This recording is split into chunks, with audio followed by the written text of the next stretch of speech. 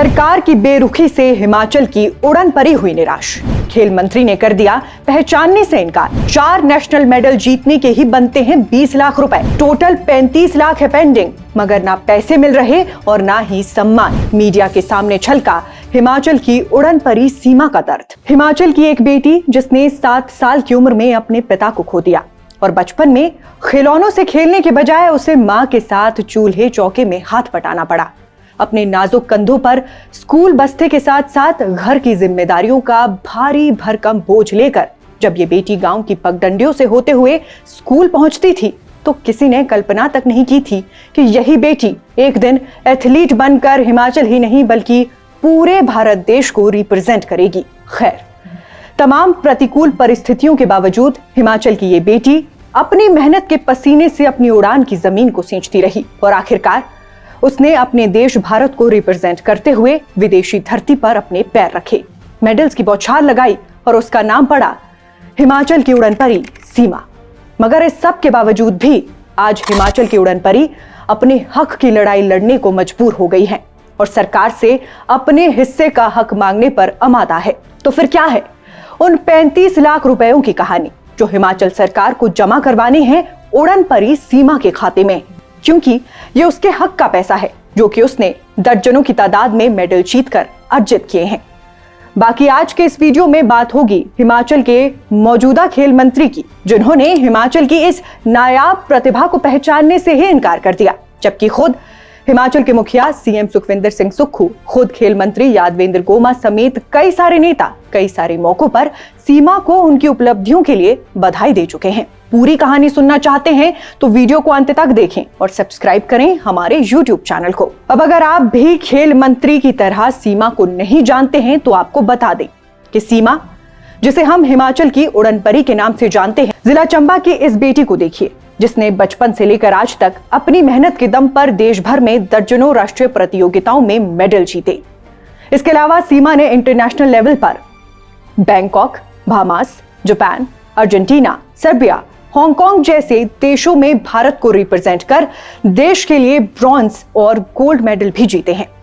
मगर आज इस एथलीट को इनामी राशि देने के लिए सरकार का खजाना खाली है। सीमा की माने तो 2022 से अब तक उसने राष्ट्रीय स्तर पर 4 मेडल जीते हैं, इसमें एशियन क्रॉस कंट्री भी शामिल है। इसके बावजूद सीमा को उनके हक का पैसा नहीं दिया जा रहा है। सीमा के मुताबिक राष्ट्रीय स्तर पर गोल्ड मेडल जीतने पर सरकार ने 5 लाख रुपए देने का प्रावधान कर रखा है, लेकिन 4 मेडल जीतने पर भी उसे कोई पुरस्कार नहीं मिला। इस हिसाब से देखें तो सीमा को सिर्फ नेशनल मेडल जीतने के ही 20 लाख रुपए दिए जाने थे, मगर अब उन्हें सरकार की अनदेखी का शिकार होना पड़ रहा है। अब तक 20 से ज्यादा राष्ट्रीय मेडल जीत चुकी उड़न परी सीमा बताती हैं कि उनकी इनामी राशि यानी total cash reward as per Himachal Pradesh sports policy के अनुसार 35 लाख से भी अधिक बनती है। सीमा बताती हैं कि इस रिवॉर्ड के लिए अप्लाई किए उन्हें महीनों बीत चुके हैं, मगर इनामी राशि आज भी नहीं मिली है। मगर सीमा को सबसे ज्यादा दुख इस बात का है कि जब बीते कल हिमाचल की खेल प्रतिभाओं को सम्मानित करते हुए मुख्यमंत्री के हाथों प्रदेश के 21 खिलाड़ियों को 14 करोड़ 77 लाख की इनामी राशि बांटी गई, तब उन्हें पूछा तक नहीं गया।